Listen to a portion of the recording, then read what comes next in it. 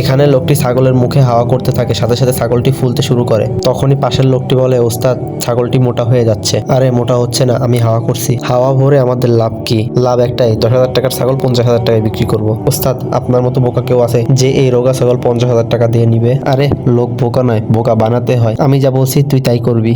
এরপর লোকটি এসে বলে, মাংস কয় টাকা কেজি লাগাইছেন? 600 টাকা কেজি। কয় কেজি দিব বলেন?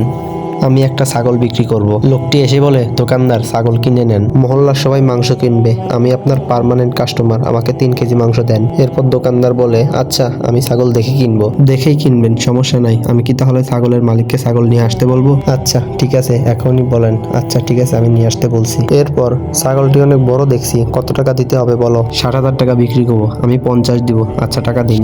তখনই দোকানদার তাকে টাকা দিয়ে দেয়। আচ্ছা আমি তাহলে গেলাম, আমাকে আরো ছাগল বিক্রি করতে হবে। দোকানদার সাহেব, আপনি তো অনেক কমে ছাগলটি পেলেন। তখনই দোকানদার খেয়াল করে ছাগলটি ছোট হয়ে মাটিতে পড়ে যাচ্ছে। আরে ছাগল তো পাংচার হয়ে গেল, সবকিছু তোর জন্য হয়ে গেছে। ছাগলের মাংস খাবি? এই নে ছাগলের মাংস খা।